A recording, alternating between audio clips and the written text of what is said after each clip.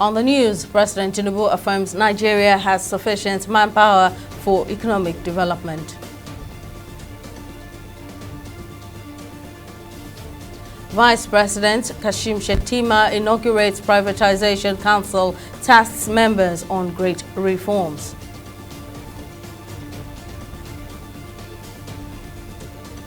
And reps panel to closely monitor investigations into Kaduna bombing.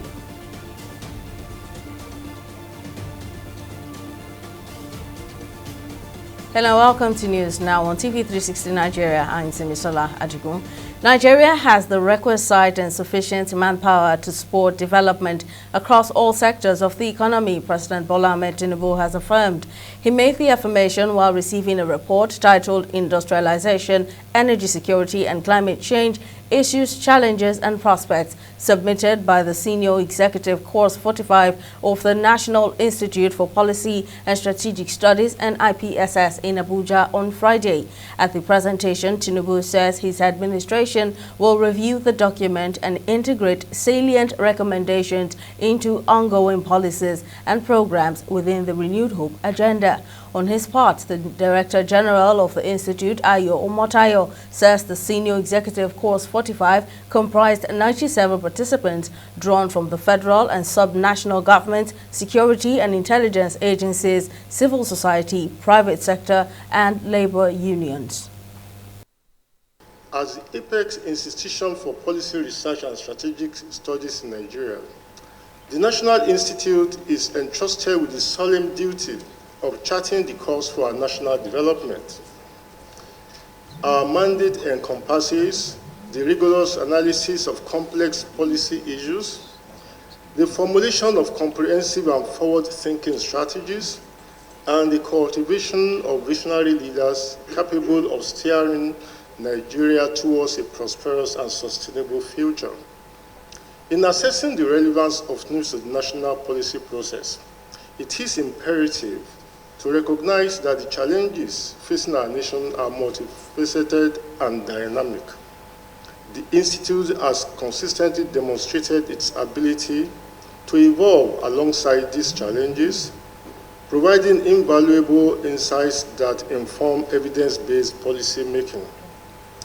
Through meticulous research, interdisciplinary collaboration, and engagement with a broad spectrum of stakeholders, NIPS has become a beacon of intellectual excellence in guiding our national policies. The impact of NIPS on national development is profound and far-reaching. Our research outputs have catalyzed positive changes in various sectors, from economic revitalization to social welfare programs. The Institute has been a crucible for the development of innovative policy solutions that address the unique needs of our diverse population. NIPS alumni, who occupy key positions across government, industry, and civil society, serve as living testimony to the transformative power of the knowledge and skills imparted at the Institute.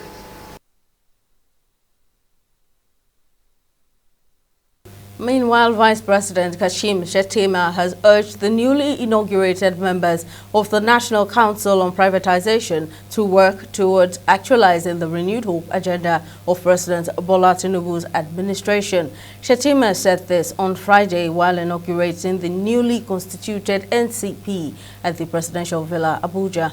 The Vice President also emphasized the need for the Council members to champion great reforms through disruptive mind and ideas.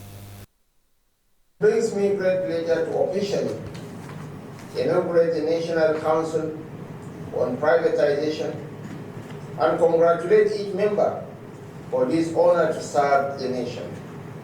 I extend my best wishes to all members as we embark on this crucial national endeavor. Basically, the mandate is one of commercialization, privatization, optimizing government investments, optimizing the holding of government assets, and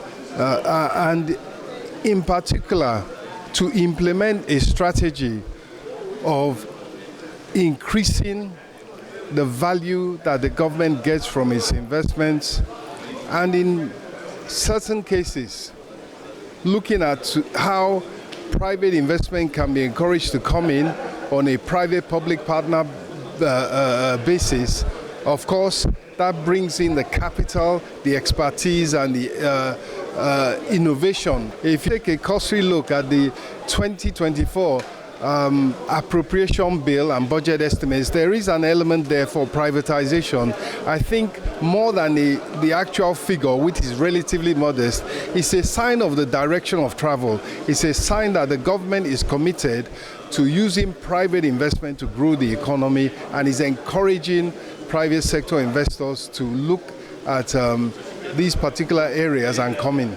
So what the Bureau and NCP bring to bear in solving some of these problems is to be able to optimize government-owned assets and entities in order to generate revenues outside the borrowing scope, the debt scope, in order to be able to fund the fiscal plans of the government for the year 2024. The House of Representatives has promised to monitor the investigation into the military drone attack that led to the death of over 80 Nigerians in Kaduna State last weekend. Chairman, House Committee on Defense Babajimi Benson gave the assurance via a statement made available to parliamentary correspondents in Abuja. While expressing regrets over the ugly incident, Benson, who sent a condolence message to the government of Kaduna and families of the victims, tasked the authorities of the Nigerian Army and other security agencies to prioritize the safety of civilians during operations, exercise utmost caution, and implement measures to prevent similar occurrences in the future. Meanwhile, the Chief of Army Staff, Lieutenant General Taoreed Lagbaja, says that the training of officers and men of the Nigerian Armed Forces are paramount to his administration. General Lagbaja said this at the graduation ceremony of Course 21/23 of the Nigerian Army College of Logistics and Management, Ojo, Lagos, on Friday. The COAS, who was represented by the Corps Commander, Ordnance Major General Jonathan Ugwoke, said the training was coming at a time of repositioning the college to train many junior and middle cadre officers.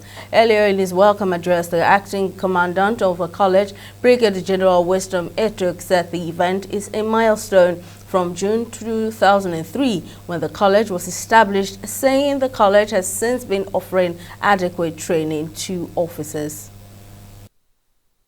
The college has been offering logistic-focused training to officers of the Nigerian Army and sister services, including participants from military departments and agencies, in line with the training mandate. It is, however, important to mention that the college mandate was recently expanded in scope to include training of junior and middle cadre regular commission officers on leadership and staff duties. The college is indeed deeply appreciative of the confidence reposed in her by the Chief of Army Staff to undertake the additional responsibility of handling this very important career course. I wish to affirm that the college will continue to diligently undertake this task with the utmost sense of responsibility and enthusiasm. The President of Honor, the graduating students of the Logistic Management course sitting before you today assembled on 28 July this year with 30 student officers. I'm glad to announce to you that the college is graduating all 30 officers today. Training is one of the pillars of the command philosophy of the Chief of Army Staff. And that aspect of the training is what Nigerian Army College of Logistics and Management has keyed into in training officers holding direct regular commissions. It will equip them to be better logisticians in the field, and it will contribute to the conduct of our military operations. Because without logistics is so important. It is the fulcrum on which all military operations revolve.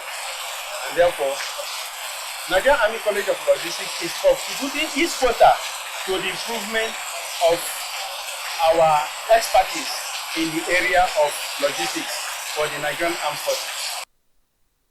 Food lovers and enthusiasts gathered at the Muri Okunola Park, Victoria Island, Lagos, over the weekend for the Sabi Chef Food Festival to celebrate and enjoy the creativity and passion of regular street food. Olushola Ewola, the founder, Sabi Chef, says he intends to showcase the culinary skills, creativity and resourcefulness chefs put into creating existing and new mouth-watering street food from everyday ingredients. TV360 correspondent Chidi Igwe was at the event and completes the story. In a thrilling journey of flavor, innovation and resilience, food lovers and enthusiasts assemble at the Muri Okunola Park in Victoria Island, Lagos, as they are treated to diverse cuisines, games, and music in the maiden edition of the Sabi Chef Food Festival. The festival features a competition that aims to crown the Sabi Chef of the Year, captioned Person We Sabi, with millions of naira worth of prizes to be won. Basically, we are looking to celebrate all the kind of street foods that we grew up on, like dundu and akara, bolean fish, or jojo, abacha, and all of that lot.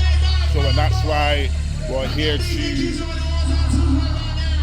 bring those people to the limelight and expose them to a global sort of, audience. It's a family fun day out. So we've got the participants here because we chose from thousands of people who registered online to actually be part of the competition.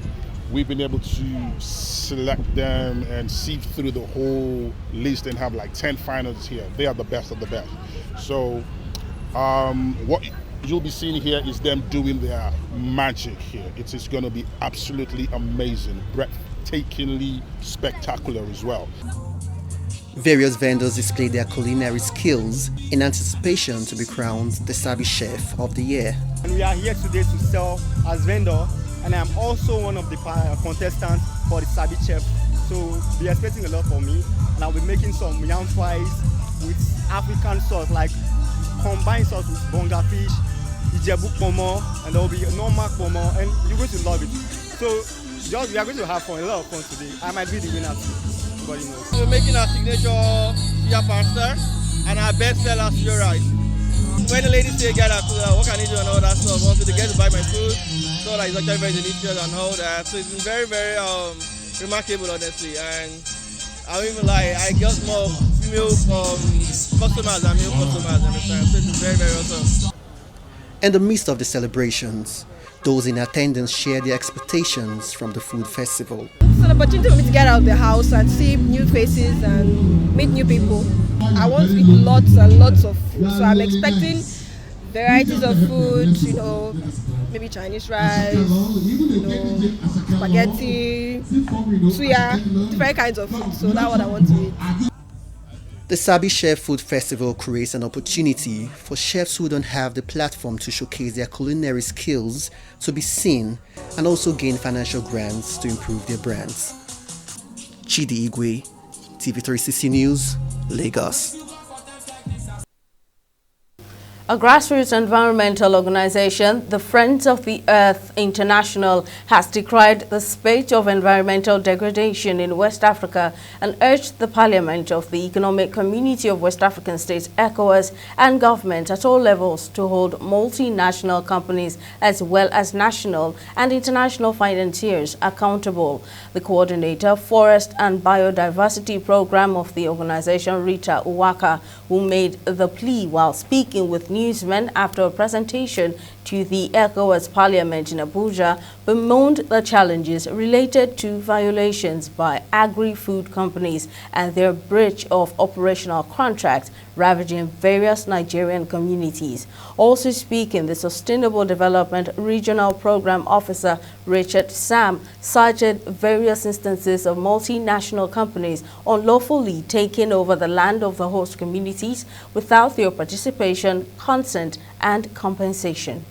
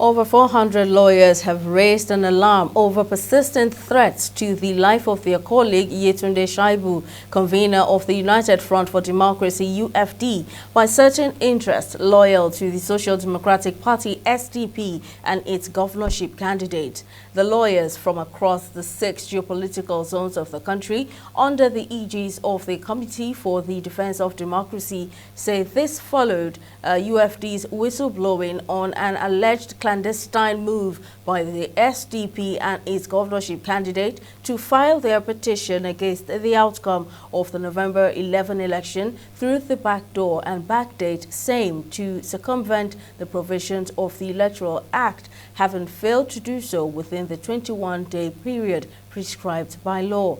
The lawyers called on President Bola Tinubu, security chiefs and all relevant authorities to leave no stone unturned in protecting their colleague. How come there was no display of the tribunal How come there was no display at the tribunal secretariat on the number of petitions filed before it was moved to Abuja? It is procedurally permissible for procedurally permissible for the tribunal secretary to receive election petition in his hotel room. How come the SDP was aware of the alleged attack on the secretary and the one issued statement in his defense? We challenge this tribunal secretary to show the whole world the receipt of the 3 other parties he claimed filed petition. What exactly did the witnesses Where exactly did the witnesses sign their witness statement on oath? Did they all physically sign before him, and when and where? It does not serve the purpose of democracy or rule of law to try to supplant the fundamental tenets of justice by compromising the set rules of engagement in an election. Calling on President Bola Ahmed Tinubu, security chiefs and all relevant authorities to leave no stone unturned in protecting our colleague. An injury to one is an injury to all. Also request that her life be protected because she's only standing for the cause of justice and democracy and fair hearing. So we appeal to members of the public, to the government and everyone involved that our colleague be protected. Her life is sacrosanct at this moment, and we are here to protect her fundamental human rights.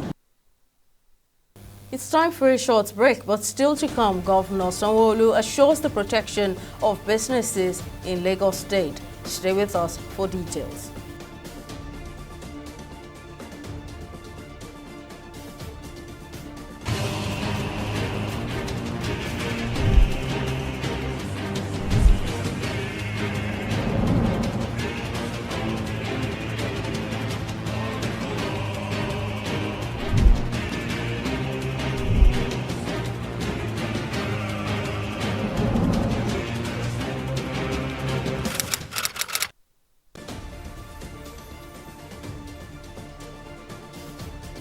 Welcome back. Here's a recap of some of our stories. President Bola Tinubu says Nigeria has the requisite and sufficient manpower to spur development across all sectors of the economy. A statement conveyed by his spokesperson, Ajuri Ngelale, highlighted Tinubu's remarks during the reception of a report titled Industrialization, Energy Security and Climate Change Issues, Challenges and Prospects, submitted by the Senior Executive Course 45 of the National Institute for Policy and Strategic Studies (NIPSS) in Abuja on Friday. President Tinubu emphasized that his administration would carefully review the document, adding that salient recommendations from the report will be integrated into ongoing policies and programs as part of the renewed hope agenda. Vice President Kashim Shettima has urged the newly inaugurated members of the National Council on Privatization to work towards actualizing the renewed hope agenda of President Bola Tinubu's administration. Shettima said this on Friday while inaugurating the newly constituted NCP at the Presidential Villa, Abuja. The Vice President also emphasized the need for the Council members to champion great reforms through disruptive mind and ideas. Now, in case you missed any of our news bulletins or for more updates, you can catch us on Limex World TV or log on to our website on www.tv360nigeria.com. You can also follow us on our social media platforms on Twitter, Instagram and YouTube at TV360 Nigeria, or download our mobile app on Google Play Store and Huawei App Gallery. On Facebook, we're TV360 Online.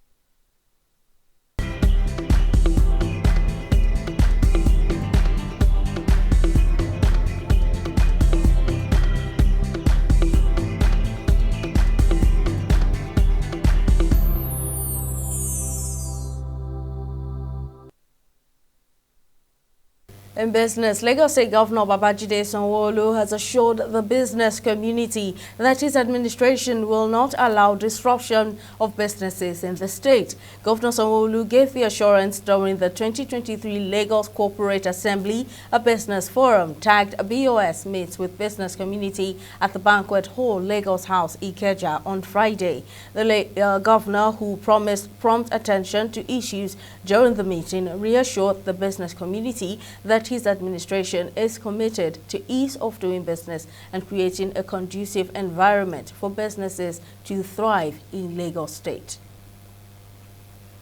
In a bid to educate retirees and aspiring business owners on how to manage their enterprises in the difficult economic climate, the Catholic Men's Organization has held its 4th quarterly breakfast business forum at the Catholic Church of the Resurrection in Lagos. This year's keynote speaker, Toyin Ashiru, the Pro-Chancellor of Olabisi Onabanjo University, spoke on the politics of petroleum subsidy and how it affects Nigeria's business climate. He added that the nation's oil production is gradually collapsing due to government actions in the oil sector. Government is not communicating well enough. They are not communicating well enough. They must let people understand this. But the cartel, the people, they will not let it happen. People have to be educated on the cost of palliative, on the cost of subsidy. The subsidy is killing us. People don't even know it. They thought government is just removing, government one recruitment. Okay, what happened overnight? They announced in Abuja, President's speech, that subsidy is removed. Within 1 hour, the cost of petrol went up from 200, I think, to 600. Are you telling me that that product, the man who bought that product at 150, started at 600? You make billionaire overnight, and government cannot stop that. For subsidy, we need to have done some preparation before this time.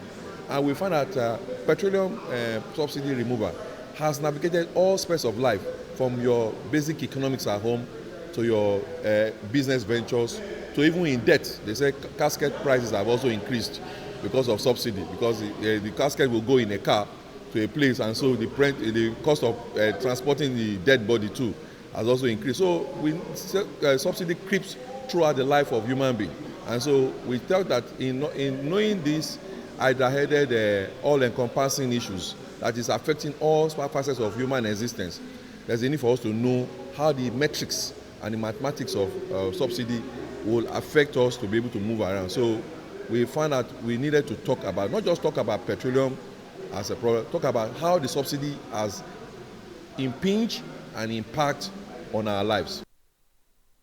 On the foreign scene, world leaders, international rights groups and United Nations officials have criticized the United States for vetoing a UN resolution calling for an immediate humanitarian ceasefire in Gaza and failing to halt the war that has killed more than 17,400 Palestinians and about 1,100 people in Israel since October 7. A UN resolution on the pause in hostilities failed to pass on Friday at the UN Security Council after the United States vetoed the proposal and Britain abstained. The remaining 13 of the 15 current members of the UNSC voted in favor of the resolution put forward by the United Arab Emirates and co-sponsored by 100 other countries.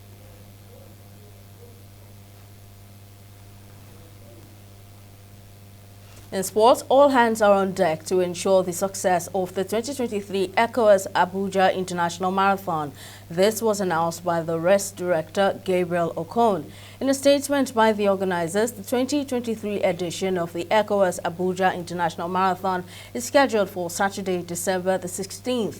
Unlike past editions in which participants are restricted just to the half marathon, this year's race will feature the 5-kilometer fun run targeted at families and other fun runners. According to the race director, this year's theme for the race is about promoting integration among ECOWAS citizens. Well, that's all on the news. Thank you for watching News Now. See you next time.